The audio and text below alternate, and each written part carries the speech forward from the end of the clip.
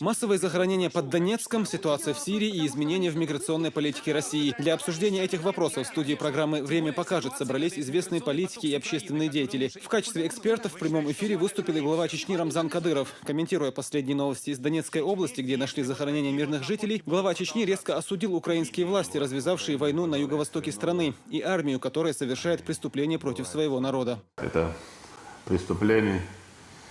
Человек не может такое сделать. Власть Украины позволяет себе многое. Они убивают свой народ, сжигают, пока весь мир молчит. Их приветствуют бурными аплодисментами. Поэтому они позволяют, я думаю, что рано или поздно они должны отвечать за свои преступления, за то, что они творят против своего народа. Дело в том, что, Рамзан, как они смогут потом дальше жить вместе, если вот такие вот находки будут продолжаться?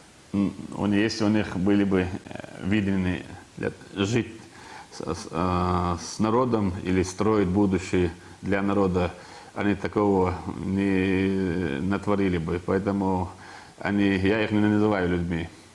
У них нет ничего святого. Ни религии, ни достоинства, ни культуры, ни государства.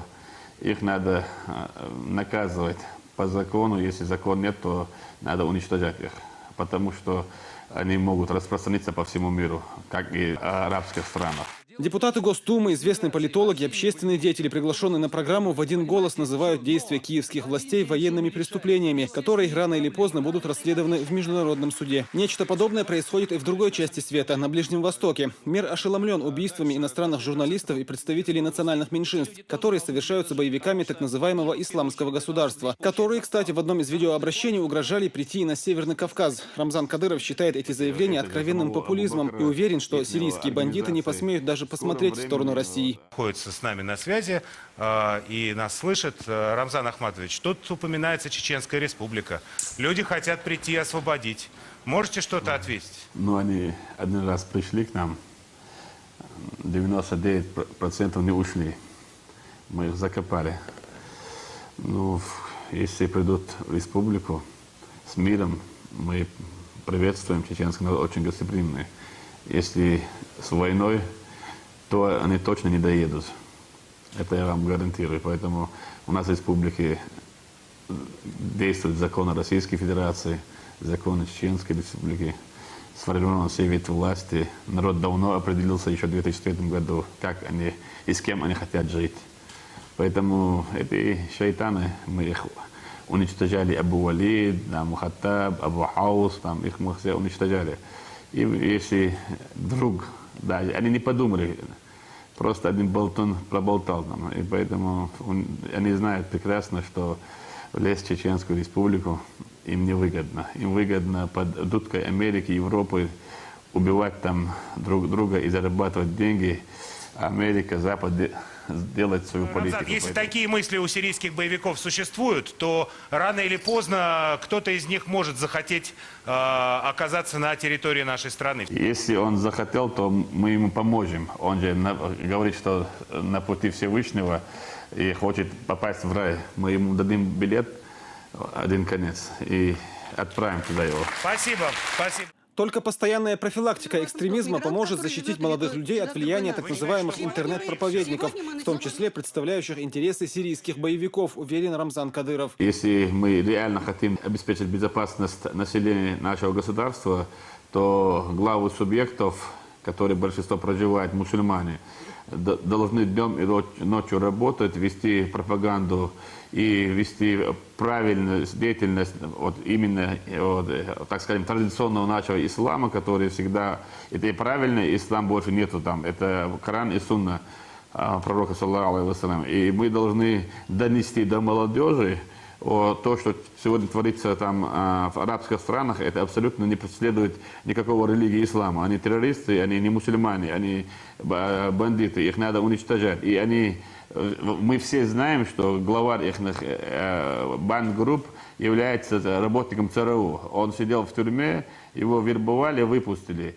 Сегодня снабжать 20-30 тысячную армию, так, как они передают, это сложно, я знаю, потому что я сам командир, и обеспечить боеприпасами, там, продовольствиями, формой, одеждой, техникой, это большие затраты. Их держат, и поэтому мусульмане должны понять, что там никакого джихада нету. И поэтому это первая наша работа должна заключаться в том, чтобы мы довели до наших подрастающих поколений, что это не религиозная война, что все, что связано с сегодня арабским мире, это вранье, это они убивают мусульман. И этому помогают и наши арабские государства.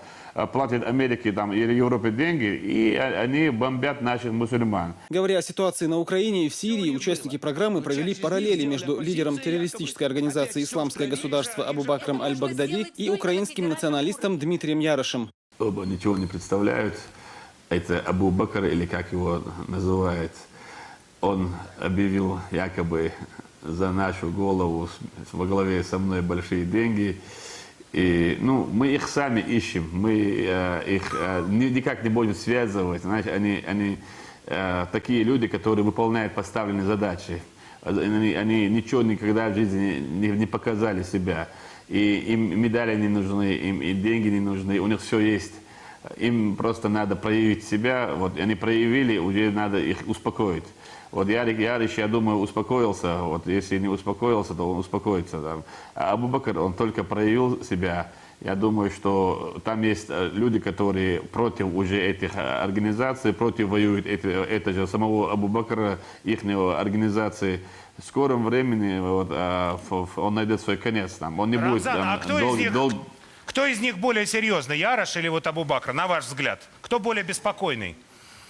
Вот если меня спросить, я не просто говорю там слова, я не считаю их серьезными людьми, который предал свою родину, предал там интерес своего государства кому-то, он из себя ничего не представляет, поэтому у них конец будет очень плохой. Поэтому я думаю, что я лично ими занимаюсь, поэтому я говорю, они никто и ничего из себя не представляют. Они могут болтать, они могут там за собой вести наркоманов, там, знаешь, заблудших людей и убивать, знаешь, безоружных там, или слабых людей. На чужие деньги. На чужие деньги. На чужие деньги и выполняя чужие приказы. Обсуждая проблему распространения религиозного экстремизма, речь зашла о Дагестане. Глава Чечни уверен, что авторитетные мусульманские богословы республики и дагестанское общество в силах противостоять террористам. Чем сплоченнее будут народы России, тем сильнее перед любыми угрозами станет страна, отметил Кадыров. Видимо, в следующем году, когда американцы уйдут из Афганистана, нас ждут разные сюрпризы и в Узбекистане, через Фергану и в Туркменистане, а это уже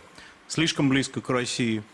И будут проблемы на Северном Кавказе, не в Чечне, там Кадыров, а в Дагестане будут. И будут попытки точечных терактов во внутренних районах, как Волгоград. А с чего вы взяли, что в Дагестане будут проблемы, я не понял. На основании каких фактов? Вот я из Дагестана.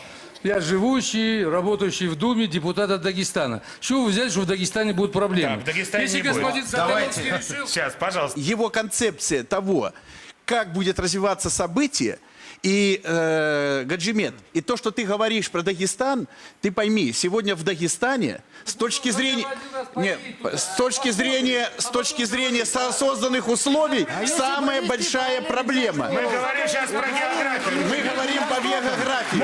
Хочу дать слово еще одному участнику нашего разговора. Рамзан, пожалуйста. Я хочу сказать, кто не знает про Дагестан, когда из Чеченской республики торгли международные террористы в Дагестан, дагестанский народ объединился и уничтожил тех, и остальных выгнал из Дагестана. Поэтому вы зря беспокоитесь за Дагестан. В Дагестане всегда была религия сильная, и у них иман крепче, чем у других мусульман, которые проживают на территории Российской Федерации. Поэтому я уверен, когда беда настигнет, и они еще раз докажут, что они вместе с Россией, и они не позволят на своей территории играться ни одному человеку. Спасибо большое. С нами был Рамзан Кадыров. Зураб Центроев, Ясмина Гацаева. Новости.